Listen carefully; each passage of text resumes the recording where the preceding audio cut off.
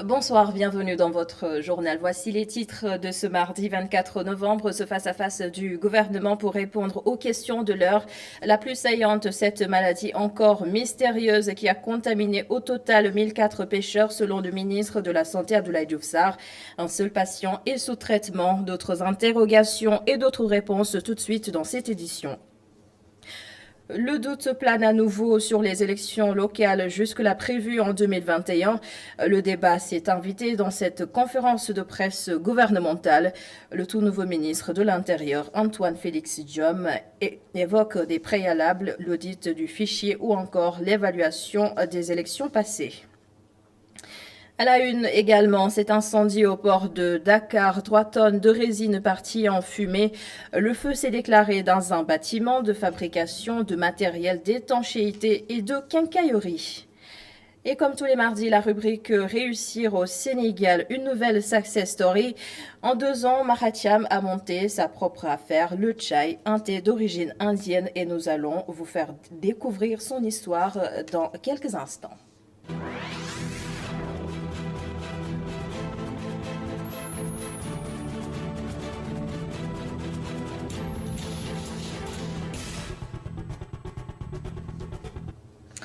Annoncé hier comme une nouvelle stratégie de communication, le gouvernement a tenu son face-à-face avec la presse ce matin. Beaucoup de sujets abordés. Au moins 8 ministres ont répondu à des questions d'actualité en lien avec leur secteur. Le ministre de la Santé, Abdoulaye Diouf Sarr, a par exemple déclaré que cette maladie encore mystérieuse qui touche les pêcheurs a fait au moins 1004 cas, dont un seul hospitalisé. L'essentiel de cette conférence de presse gouvernementale avec Boubacar Dia. L'eau, source vitale mais qui est devenue un luxe pour bon nombre de Sénégalais, face à la presse, le ministre de l'eau et de l'assainissement n'a pas hésité à verser de l'eau dans le feu. Selon le ministre, le problème est dû en partie à la forte demande. Cette situation est due à un déphasage qu'il y a entre l'augmentation de la demande d'eau et les volumes d'eau disponibles. Et qui fait que on a un déficit dans les volumes d'eau disponibles. On me dira, le président Macky Sall est là depuis 2012, pourquoi il y a ce retard d'investissement? Ce retard d'investissement n'est pas imputable au président Macky Sall. Ainsi, Serigne Mbaye Thiam annonce la fin du calvaire pour 2021. La fin de cette période-là ne peut être observée que pendant le premier trimestre 2021, où nous aurons les premiers 100 000 mètres cubes jour qui seront produits par l'usine de Keur Momar Sarr numéro 3. En attendant les 100 000 autres mètres cubes jour de Keur Momar Sarr qui vont être produits lorsque le deuxième surpresseur de Mahé sera installé. L'autre actualité, c'est la maladie qui touche certains pêcheurs. Le ministre de la Santé et de l'Action sociale fait le bilan du jour.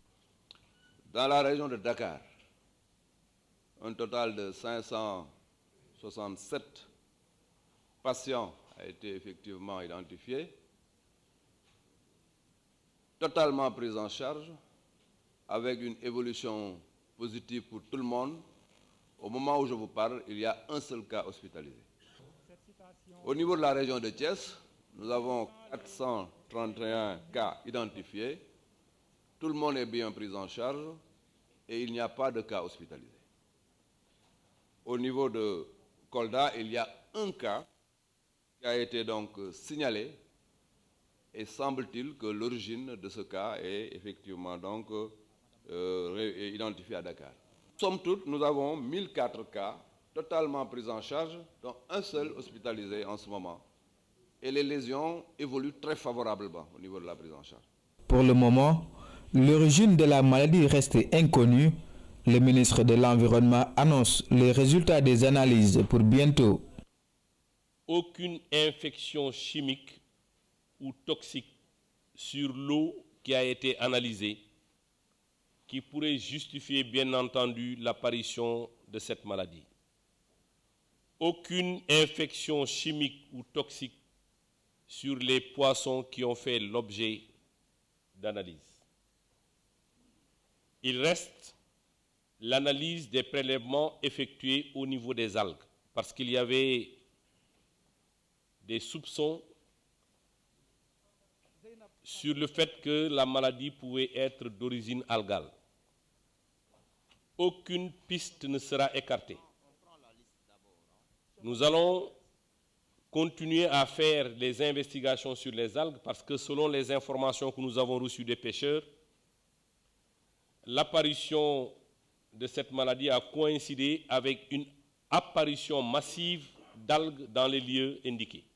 L'autre point qui était au menu, l'immigration irrégulière. Selon les ministres de l'Emploi et de la Jeunesse, ce phénomène est d'une partie dû au manque d'emploi et d'autre part à la pression sociale. Quant au nombre de migrants morts en mer, le ministre de l'Intérieur s'est gardé de donner des chiffres compte tenu de la nature du phénomène. Et Boubacar Dieng, à propos des élections locales, la question a naturellement été évoquée lors de cette conférence de presse. Tout laisse croire à un nouveau report, mais le nouveau ministre de l'Intérieur déclare qu'une nouvelle date sera fixée une fois tous les préalables remplis. Antoine Félix-Idiom, que voici. Il s'est agi, lorsqu'il a fallu reporter ces élections, aller devant les députés. C'est donc une loi qui a été votée à l'Assemblée nationale et qui a prévu ce report suite à un consensus noté dans le cadre de la commission politique du dialogue national, lequel consensus a été fait autour de la nécessité, selon les différents acteurs donc impliqués, d'évaluer le processus électoral depuis les élections donc, de 2016, d'auditer le fichier électoral et enfin de s'accorder sur une proposition de date qui devra être actée par décret. Voilà les préalables sans lesquels il ne sera pas possible de tout de suite se prononcer sur une date fixe. Mais en tout état de cause, le processus est en cours. Les experts qui doivent auditer le fichier sont en train d'être sélectionnés et les conclusions qui seront issues de ce travail permettront aux acteurs du dialogue. Le dialogue est en cours. Il y a des travaux qui se poursuivent pas de façon interactive entre acteurs, mais c'est au contraire le processus de sélection des auditeurs qui permettra à terme d'avoir des résultats lesquels devront, avec le rapport final, déboucher sur une conclusion propre à retenir une date certaine. La campagne agricole était également au menu. Elle a démarré hier et le Sénégal a une production estimée à 1 800 000 tonnes, ce qui représente un peu plus de 450 milliards de francs CFA pour les paysans. Les précisions du ministre de l'Agriculture, Moussa Baldé. Pour ce qui concerne l'arachide, puisque c'est ce qui intéresse le plus apparemment les journalistes qui ont posé des questions, notre production est estimée cette année à 1 800 000 tonnes. Si on valorise 1 800 000 tonnes, c'est 450 milliards. C'est-à-dire que si aujourd'hui on valorise toute la production arachidière du Sénégal, c'est 450 milliards. Donc le monde rural est assis sur 450 milliards. La paille d'arachide, une production de 1 800 000 tonnes d'arachide, ça correspond au moins à 3 millions de tonnes de paille d'arachide. Même si on valorise le kilogramme de paille d'arachide à 50 francs seulement, c'est 150 milliards. Donc globalement, on peut dire que cette campagne, elle peut générer au moins 600 milliards. Maintenant, venons-en à la collecte. Parce que vous savez qu'il y a ce qu'on appelle la collecte officielle, c'est-à-dire ce que collectent les huiliers, ce que collectent les exportateurs pour exporter et ce que collectent les opérateurs stockeurs de semences. Ce sont ces trois acteurs-là dont la collecte est traçable. Et en moyenne, ces 5 dernières années, elle se situe entre 40% et 50% de la production totale. Ça veut dire quoi? Ça veut dire que le monde rural attend de récupérer de ces acteurs-là, c'est-à-dire des huiliers, des opérateurs stockeurs de semences et des exportateurs, en particulier les Chinois, entre 180 milliards et 225 milliards. Et plusieurs Sénégalais saluent et apprécient cette initiative du gouvernement, communiquer avec le peuple tous les 15 jours. Des réactions et commentaires recueillis par nos reporters à Ouachao et Charjoub. Une trouvaille qui rencontre l'approbation des citoyens rencontrés. Ainsi, tous les 15 jours, cette conférence de presse du gouvernement permettra à tous d'être à jour sur des questions de l'heure et les éléments de réponse officiels.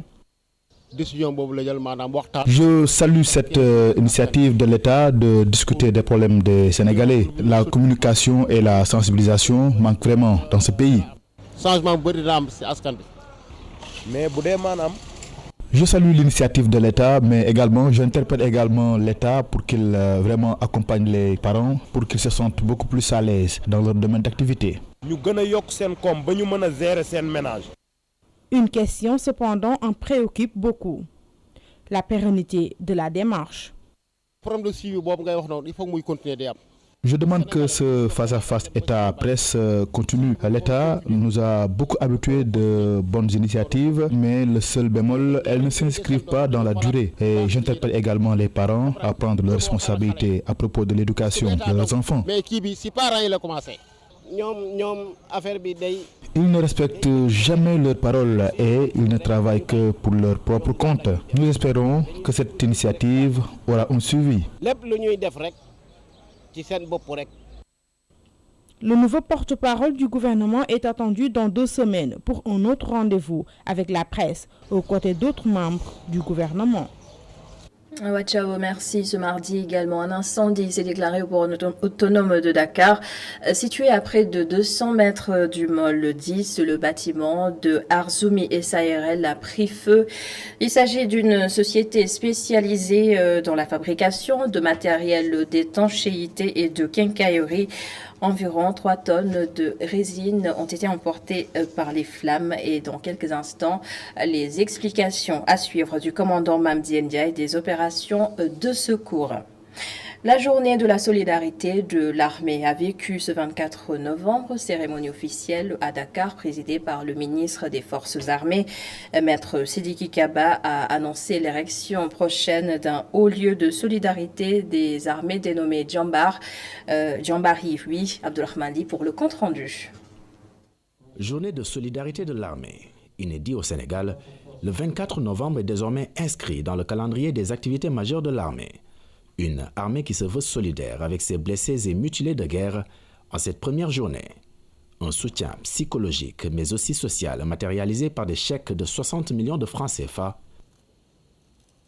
Et cette annonce d'un lieu symbole qui accueillera les invalides. Cette infrastructure militaire qui va accueillir des blessés et mutilés de guerre. Le président Macky Sall, chef suprême des armées, a dénommé ce haut lieu de solidarité de nos armées Cœur Djambari. Cette infrastructure aura pour vocation d'accueillir de manière temporaire, avec l'approbation des familles, certains des militaires dont la mobilité et l'autonomie ont été fortement réduites. Cela permettra de soulager les familles et de mettre les militaires blessés et invalides dans un environnement qui leur permettra un meilleur épanouissement physique et psychologique. Un joyau qui sera inauguré dans le premier trimestre de 2021. Cependant, la question de la pension mixte demeure non résolue. On a un problème de pension mixte. On n'a qu'à nous payer nos pensions mixtes. On mange ça, assouvement. C'est ça notre problème. Le problème de la pension mixte, tout soldat atteint d'une invalidité en 92 jours dans l'armée et ayant droit à la pension mixte, les lois sont là. Est-ce que tu as vu? Moi, je crois que cette journée-là, aujourd'hui, on va parler d'autre chose que de nous remettre des chèques, de 17 millions. On n'a qu'à nous payer notre pension mixte. Hein? Vous êtes au nombre de combien? On est au nombre de 350 à l'heure actuellement, qui n'ont rien reçu. Le problème ne se pose pas selon le porte-parole des mutilés et blessés de guerre. Il affirme que la procédure est en cours. Bon, la pension mixte, il n'y a pas de problème. Le problème, c'était la non-application de cet article 10. Et nous avons remarqué que l'État a accepté de revoir cet article et de procéder au paiement. Maintenant, c'est au moment où la commission technique a rencontré les finances que les finances ont dit qu'ils ne pouvaient pas tout honorer. La cible a été amputée et seuls les grands invalides ont bénéficié de cette pension mixte. Un esprit de fête que Gueye Para ne compte pas gâcher. Il magnifie cette journée, mais invite les autorités à revoir leurs pensions qu'il juge dérisoires. Tout ce que je lui demande pour le moment, c'est d'augmenter vraiment les pensions des militaires, retraités surtout. Ça ne va pas, les charges ne sont pas diminuées, mais les pensions sont tellement minimes que tu as même peur de prendre ça. Les fois, certains militaires ont peur de partir à la retraite avec des miettes. Première édition de cette journée dont ces militaires espèrent pérenne. Un retour sur cet incendie qui s'est déclaré ce matin au port de Dakar. Il s'agit d'un bâtiment de fabrication de matériel d'étanchéité et de quincaillerie. Environ 3 tonnes de résine ont été emportées par les flammes. Et voici le commandant Mamdi Ndiaye des opérations de secours, des propos recueillis par Abdourahmane Ly. Arrivé sur les lieux, il s'est agi effectivement d'un feu d'entrepôt de produits dangereux divers. Aussitôt, nous avons mis en œuvre les moyens d'extinction dont nous disposons, ce qui nous a permis, au bout de plus d'une heure de temps, de parvenir d'abord à circonscrire le feu, ensuite à le maîtriser avant de parvenir à son extinction. Donc actuellement, le feu est éteint. Alors, dans le cadre de cette opération, nous avons mobilisé tous les moyens des sapeurs-pompiers de Dakar. Précisément, nous avons engagé 25 engins et véhicules d'incendie, dont 9 fourgons pompe-tonnes et 2 échelles aériennes. Sur le plan personnel, nous avons engagé 112 personnels, dont 16 officiers. Et toujours dans le cadre de cette intervention, nous avons eu quand même quelques difficultés liées d'abord à l'éternelle question des hydrants, parce que dans le site, il n'y a pas une bouche, encore moins un poteau d'incendie, ce qui n'a pas facilité le travail. Il fallait faire des rotations pour mener à bien l'extinction. Ensuite, nous nous sommes confrontés aux difficultés de construction, c'est-à-dire au non-respect des normes de construction, d'entreposage et de stockage des divers produits.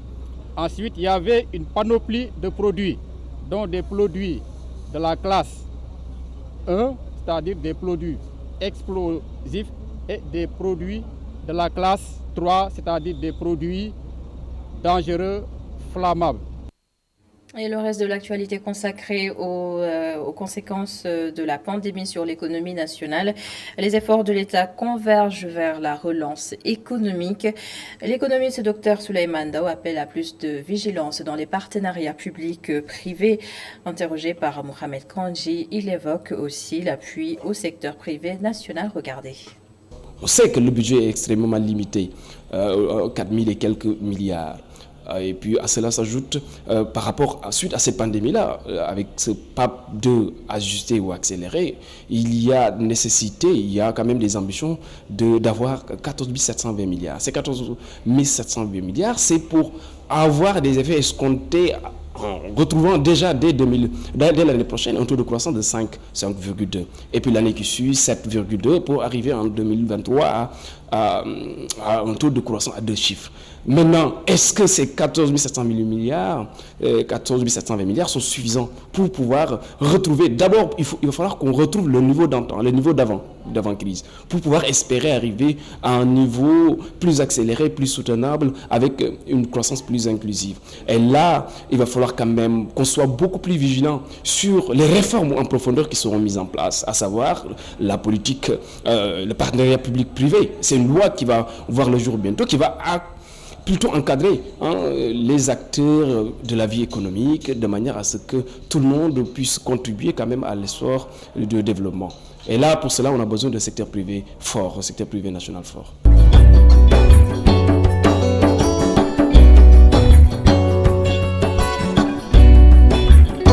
Comme vous l'avez sans doute compris, nous sommes mardi, un nouveau numéro de votre rubrique Réussir au Sénégal. On l'appelle Dr Chai, ce jeune entrepreneur sénégalais qui a trouvé sa voie dans la vente de thé. Il y a 2 ans, Mahatiam était sans emploi, mais aujourd'hui, son business a généré 2 autres emplois. Amago Robernion l'a rencontré. Derrière ces images se cache une histoire, l'histoire d'un homme, une success story.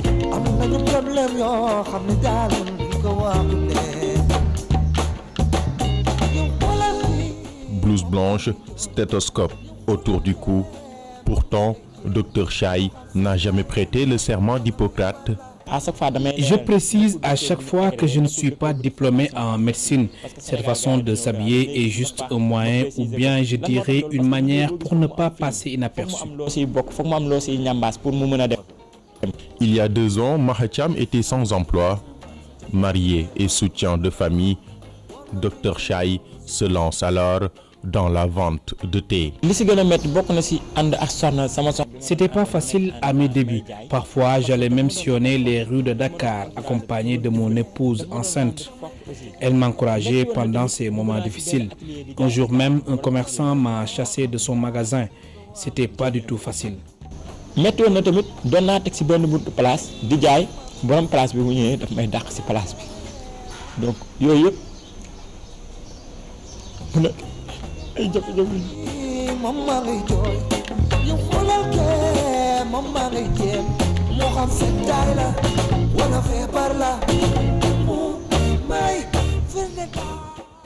un début difficile, mais pas impossible à surmonter, car Dr Chai ne tardera pas à trouver le bon traitement grâce à sa ténacité. J'ai suivi une formation professionnelle en couture, en électricité, en infographie et en informatique.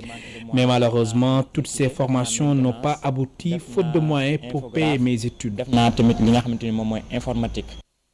Aujourd'hui, son projet a généré 2 emplois.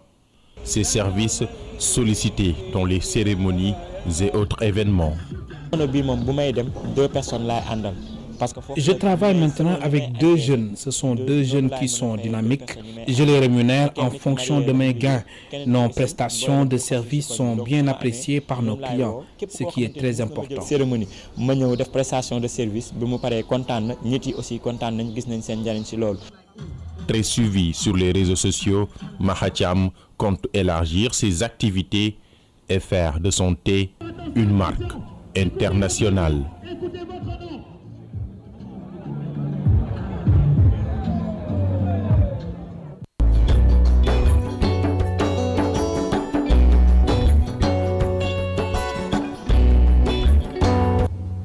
Merci beaucoup Amago Robernion. Un nouveau numéro mardi prochain. Une note de sport. Titi Camara, son nom vous rappelle sans doute une époque.